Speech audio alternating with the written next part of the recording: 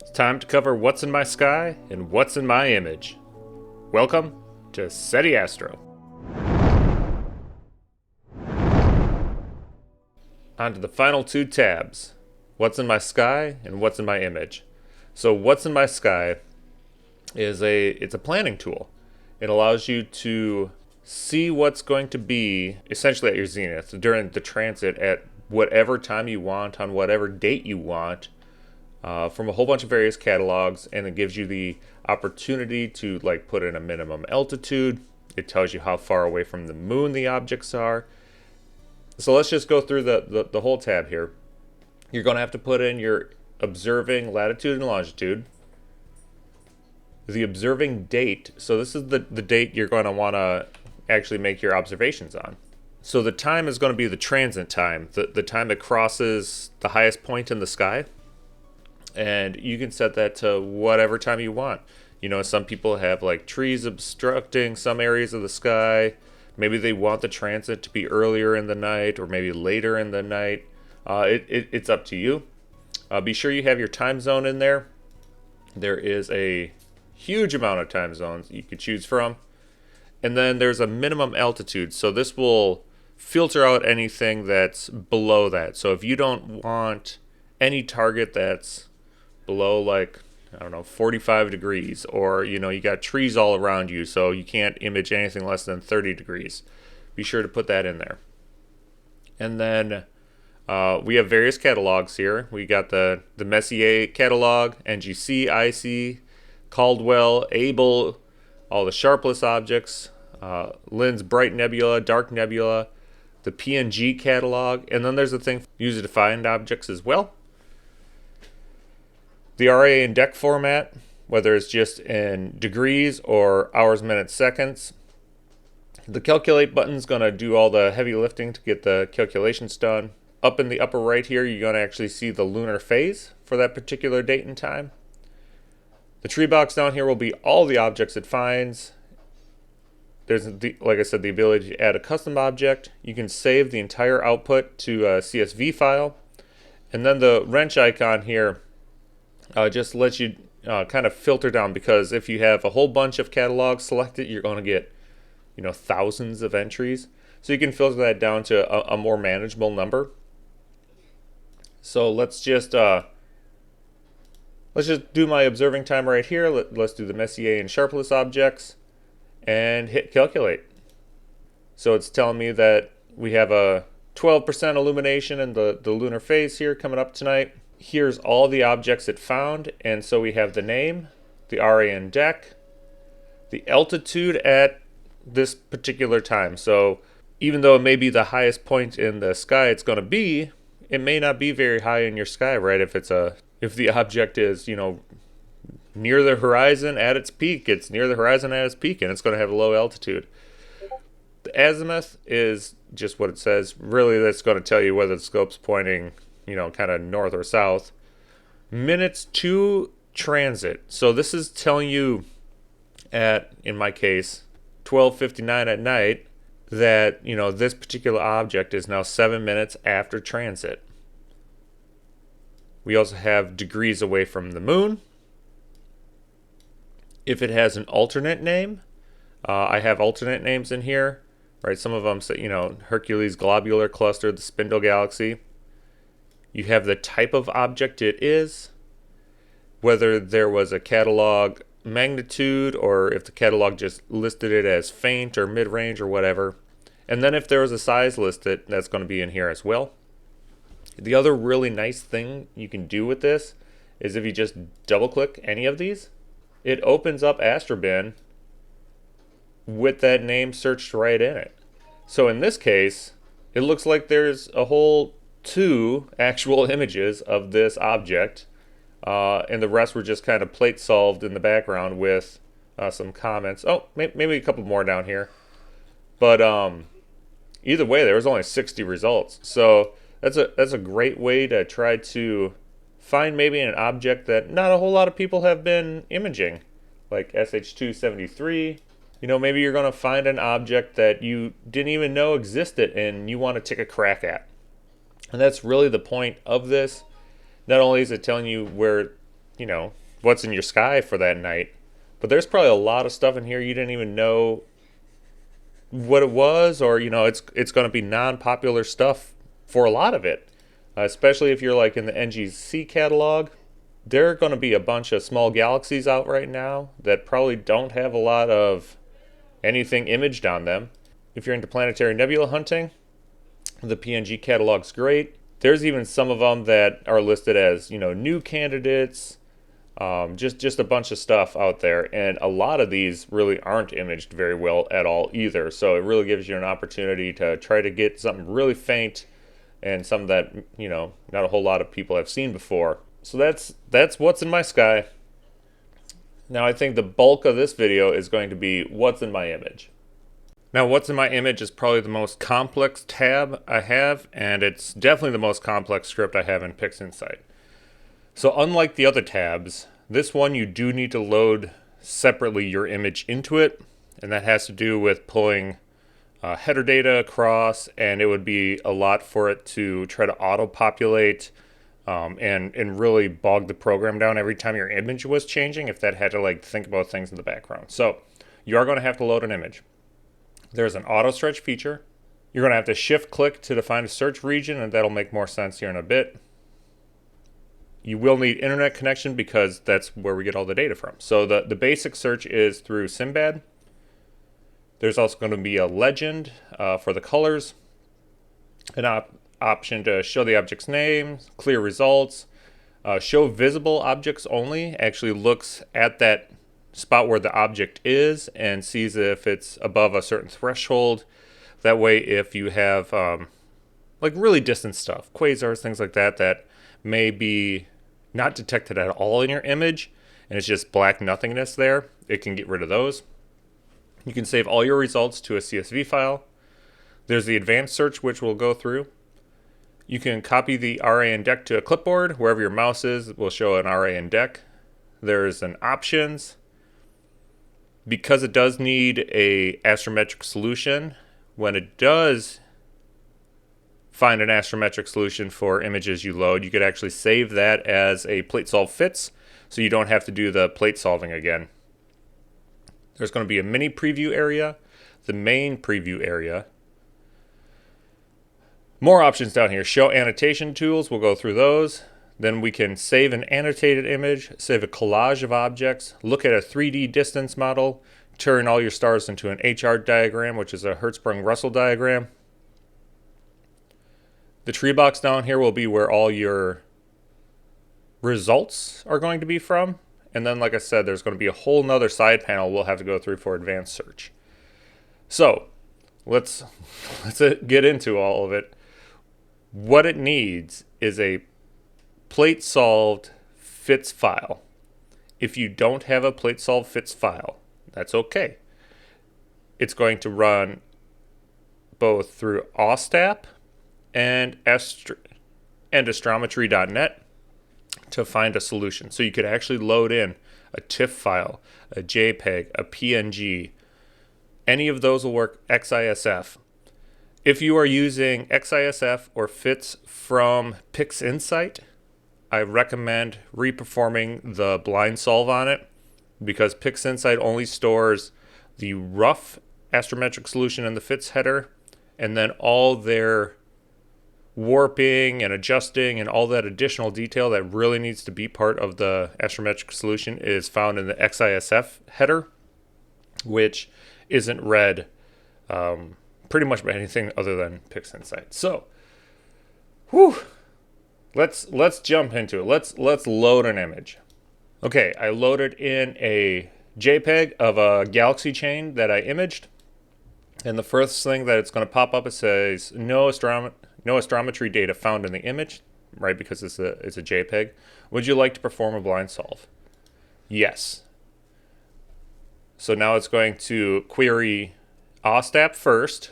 So you got to make sure you have that set up correctly. And then if it fails in OSTAP, then it's going to ping astrometry.net. So make sure you have that set up correctly so it can actually find the astrometric solution. All right, when it's done, you'll say OSTAP plate solve succeeded. The world coordinate system has been updated. Click OK. And now you can see as you mouse over, the RA index updates, and it has an orientation for the image itself. It's at this point that you can go ahead and save the plate solve fits, so you don't have to do this ever again, right? Great. So now that's saved. So you could always just open that back up, and you'll never have to worry about that. Like I said, if you're opening a fits file from PixInsight or an XISF file, let's go into this wrench. The wrench is going to give you your max results, marker styles as circle, or force the blind solve. Click force blind solve. That's going to force it to resolve the image. That way you'll get a more exacting solution than the rough first pass that's actually stored in the fits header and the XISF file from PixInsight. The marker style, you have a circle or a crosshair. You'll see when we actually do the query, all the objects will have little circles around them, so you could turn those into little crosshairs. And then the max results is going to be 100. That's going to be the maximum limiting number that's going to populate in your search area. When you search the entire image in the advanced search, it ignores that and gives you as many as possible. So I would recommend, maybe bumping that up if you want some more search results. So let's go ahead. I'm going to shift click and draw a circle. Now this is going to be our search region. So when I click query Simbad, now it queried Simbad in that area, and it pulled everything that was in that area down into the tree box below here. You can click the objects down here, and you can see up here that the color circle changes to green. That lets you know that's the selected one. And you could also click up here on any of them, and it's going to jump in the tree box below where it was. If you have a hard time finding where the object is, you could right click in the tree box and you say zoom to object, and that'll center the object for you. You can copy the object information. That just copies it to your clipboard. Or you could open the website. You could also open the website by double clicking anything in the tree box or double clicking any circle up here. So let's just go ahead.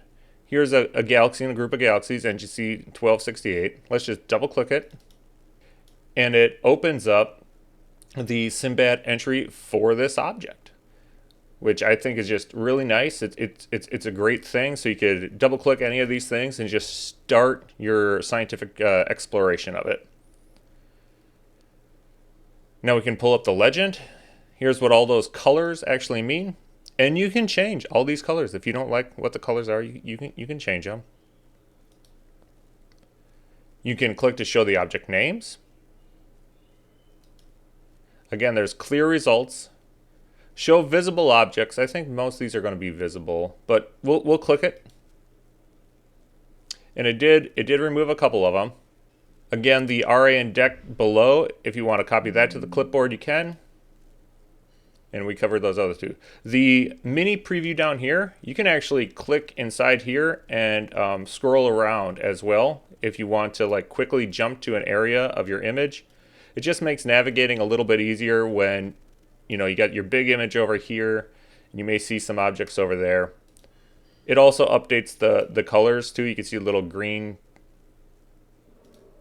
square where they're mostly red, and that's just what they are. All right, on to Annotation Tools. Let's click that. Now we get a whole bunch of stuff down here, and it says Control click to add items, Alt click to measure distance. So what's that saying? So let's Alt click and drag between two objects. It's going to draw a line, and it's going to tell us how far apart in the sky those objects are. So these are just 1 arc minute apart. It's great for measuring things. So when you're describing, your galaxies here, this is only 46 arc seconds wide, and then the full halo is 1 minute and 4 arc seconds long, right? You can clear your annotations, and that does clear it. You're going to have to just click back on the tree box. It'll repopulate the dots for you. there are a number of annotation tools. So there's draw an ellipse, so you can click that and control click to add it. There's an undo button, we can get rid of that. There's a draw rectangle, right? If you want to like highlight something. Place celestial compass is cool. So if you just control click anywhere, it's going to show you the northeast direction in your image. You don't necessarily need to have all your objects red either. You can choose whatever color the object's going to be as you're placing it. Now there's a green one, and I don't know, you want this purple guy. So it's a means of drawing a bunch of different things, so we can get rid of those. There's a freehand lasso tool, where if you just want to draw on the screen to like highlight a different area. There's a draw arrow, and all that really is a line, which is going to be good for adding text then. So you can control click, and we'll say the text is, I don't know, mystery star or something, right? And then that's going to add that there for us.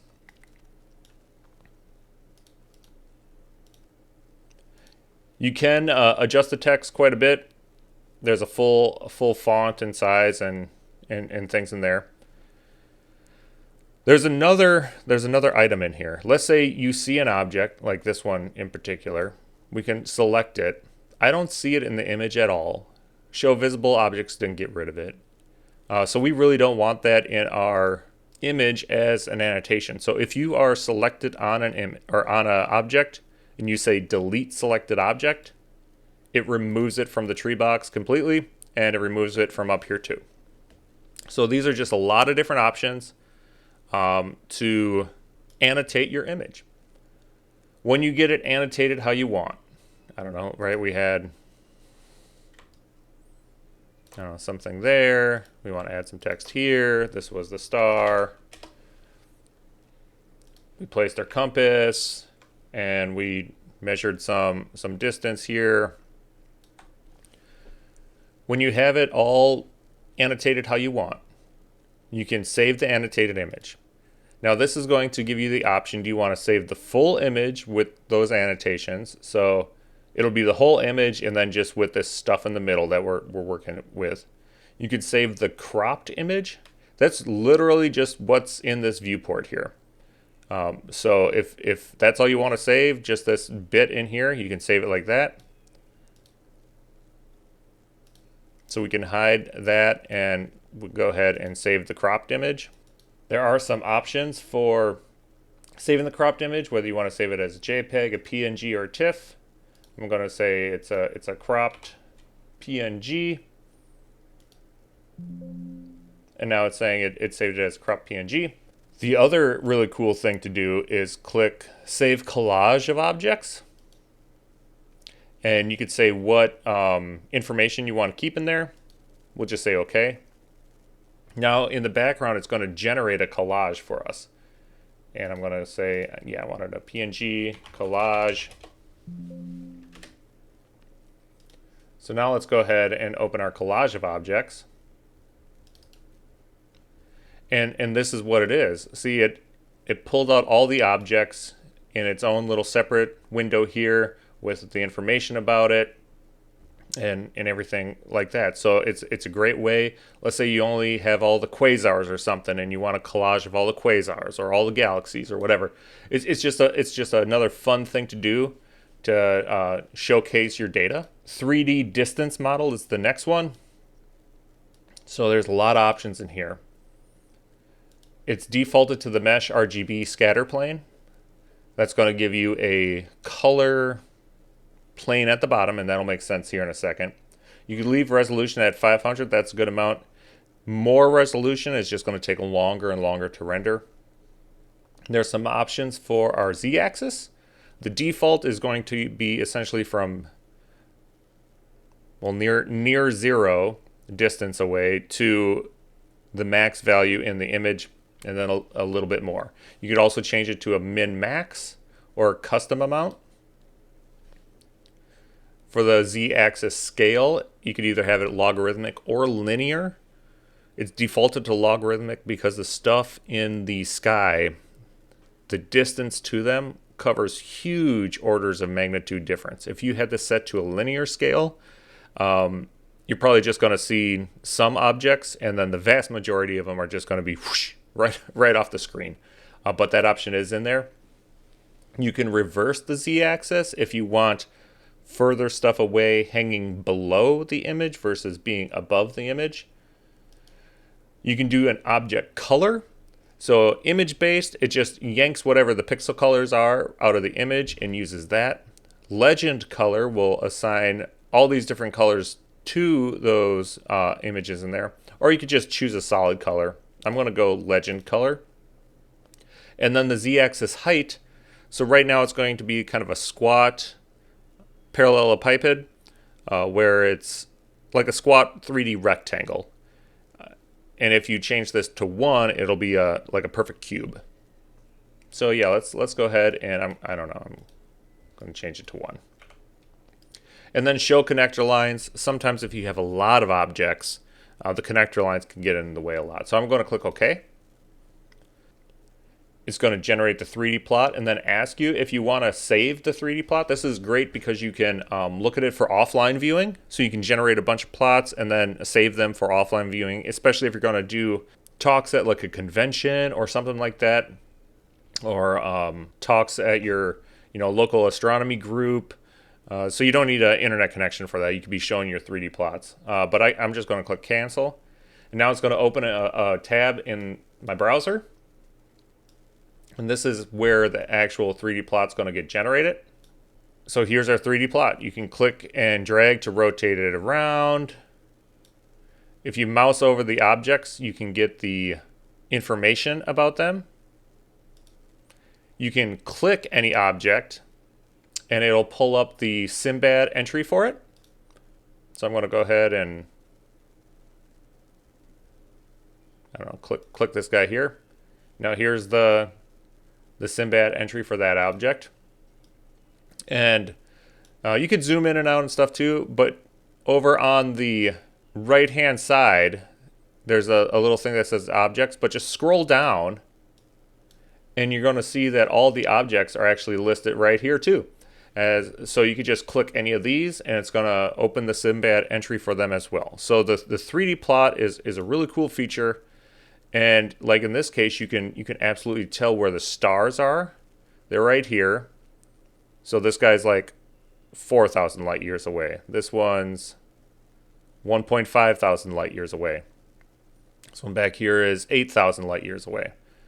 And then we have this group of really far distant galaxies. This one is 145 million light years away. This one up here is 330 million light years away with a redshift of 0.02. So there's a lot to do, and that's why you need the log scale. Otherwise you'd get some stars right here, and then whoosh, all the rest will be completely off the screen. So that's the 3D plot.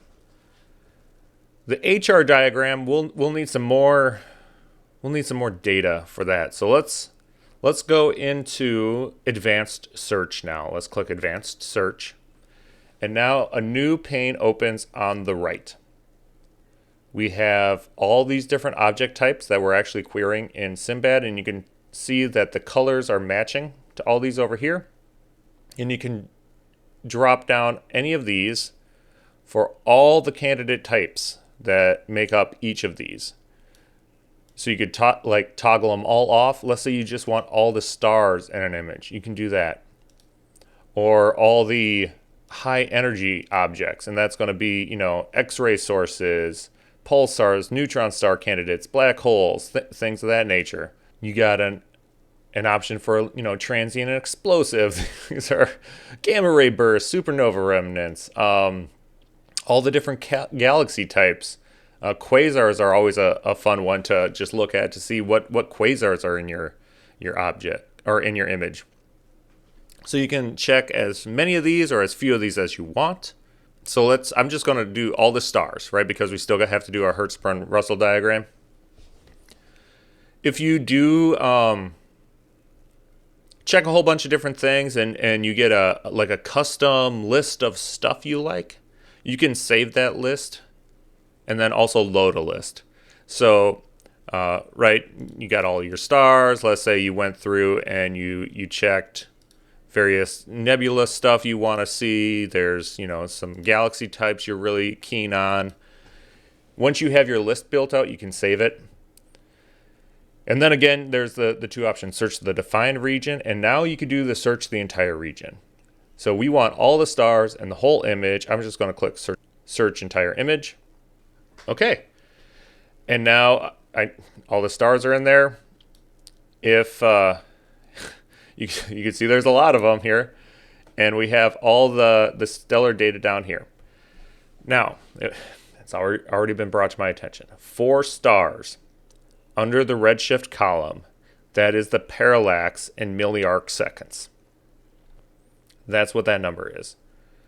It's not redshift for stars only. So again, for our stars, in the redshift column is milliarc seconds. I just needed a place to put the data, and that's the spot I put it. But with all this information, now we can populate an HR diagram actually. So I'm going to click this. It's going to ask you if you want to save it, again, for offline viewing. And again, it's going to open another tab in your browser. And now here's our HR diagram. The colors in here are actually calculated from the temperature of the star. So it's pretty darn highly accurate on the colors, what they actually look like. You can mouse over and see what the different stars are. You can see their temperatures, their B and V values, the names. Again, if you click any of them, it's going to pop open Sinbad for you so you can go right into exploring it further. And then below it is a list of all the objects in the HR diagram as well. So if you find some really, like this guy way out here, you can click that and explore what's going on with this star. Why is it so red? What, just what's happening with it. I think this is a really cool little feature. And then for those of you curious, where would our sun live on this? It's a G2V type star, and it has a temperature of about 5,800 Kelvin, and it has an absolute brightness of 4.83. So right at about +5 here. All right, now let's do something more crazy. Let's go ahead and look at all the galaxies and all the stars in this image. And we're going to want to also include the large-scale structures because this is going to be all groups of galaxies. I'm going to click Search Entire Image. All right, now I'm going to do a 3D distance model. I'm going to go min-max. I'm going to keep it logarithmic. This time I'm going to turn off the connector lines, and I'll make this a little higher. And again, I'm going to do the legend color, and I'm going to click OK. And now you can really see the structure out there with all the stars closer and all the galaxies, for the most part, in a completely different classification of distance, right? We do have a couple closer objects here. These are interesting because it's listed as a galaxy towards a group of galaxies, but there's parallax measured on it via Gaia, meaning that thing is not a galaxy as it was initially recorded as. It's actually a star.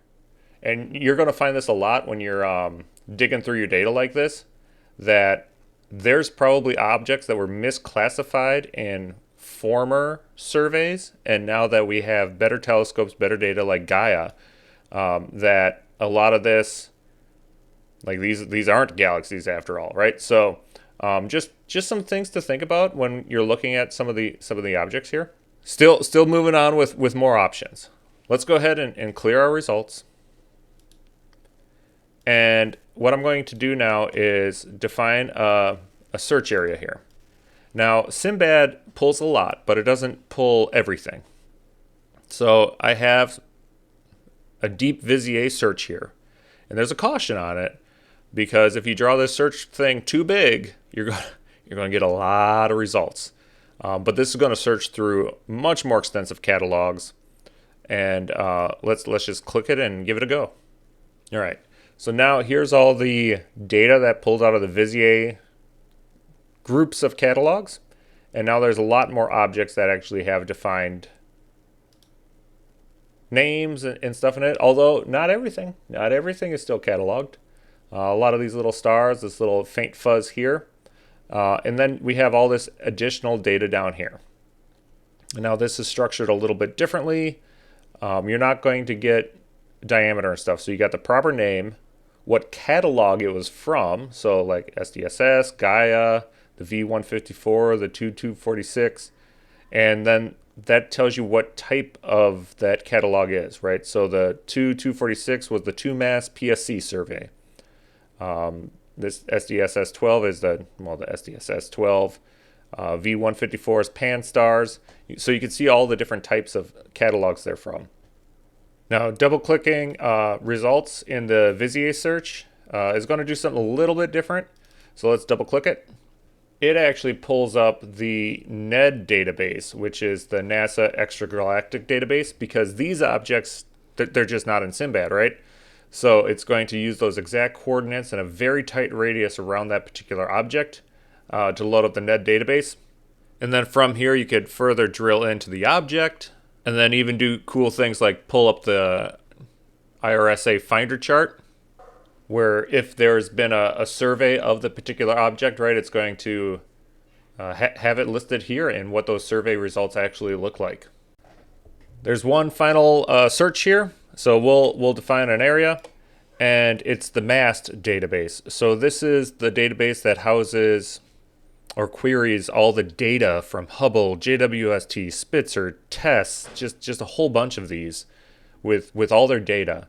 And you define your search region again, but it's really not confined to that region. So if there's any chunk of a survey that's somewhere in here, it's going to pull it up. So I'm going to click Search Mast Database. All right, and then we get a bunch of information here, the different results, and it's not even all the results. So the best thing to do, and you can see that they're listed along here. So this is where all the objects were that they were doing. But by far the best thing to do is just double-click any of these, and that's going to open up the MAST website, which is the Mikulski Archive for Space Telescopes, MAST. But you can see our little galaxy chain down here, and here's all the data that they've collected from space-based telescopes over the years. You have all the different missions over here, whether you want to look at like Spitzer data or TESS or whatever, their instruments. This is just a great way to drill in and see what the heck's going on, and you can even download the data, the actual images, which I think is just super cool. So Spitzer is the infrared telescope before JWST. So a lot of the time there'll be some interesting stuff in there. Swift is the ultraviolet, but you could just click any of them and download the actual data. So this particular one, it has a disk image. So here's some photometer data from TESS. That's saying that there's a warning. You probably don't want that data. And you can even see all the stuff in here, right? So we could download Spitzer data. Spitzer data is a little different. They download because it's so crazy huge. It actually downloads a list of links for you to utilize, and I have a whole video on getting Spitzer data and downloading data and incorporating Spitzer data into your own images if you want to have a little fun by merging like the infrared space telescope data with your data. So that's definitely worth a watch too. I'll have a link in the description for that video. But I think that's just really cool because you can see what the actual professional space-based telescopes observed in your own image. So as a final fun, just as like a final fun thing, I have an image of Andromeda opened here. I'm just gonna search the entire image. Now, a little word of caution on an extremely popular target like Andromeda. The search may take a second. There's probably tens of thousands of entries. All right, Andromeda's done. There's 10,000 listed items here. So I'm going to do the 3D model. I'm going to keep it logarithmic. We can keep it legend colored. No, I want image based.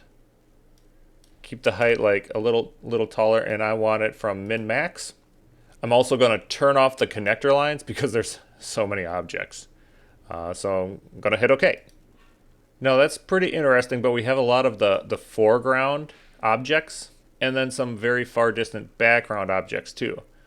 So what I'm actually going to do is maybe we want to do a custom range somewhere between like 5 and 8. So let's try that. We want to do between 5 and 8.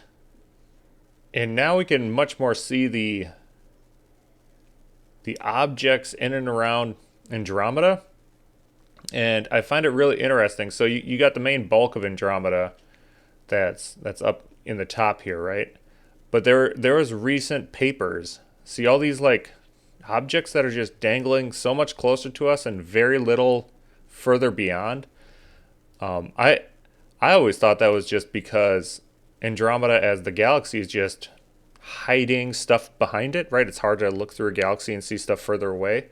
But there's been recent papers just in the last couple months that are also curious why there's a whole bunch of stuff hanging nearer to our galaxy than away from Andromeda.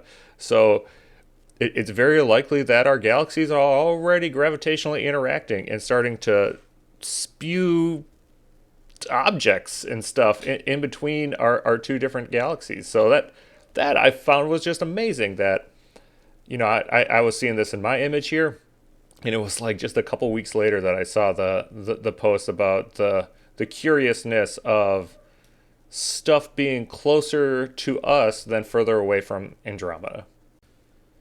Whew. All right, so that's what's in my image and what's in my sky. What's in my image is, there's a lot going on. So I apologize, it was a longer video, but I think it was well worth it. Next part of the definitive guide, we'll finally move on to functions and other stuff. So all the tabs are covered now. I hope this has been a great help. Please comment, like, and subscribe.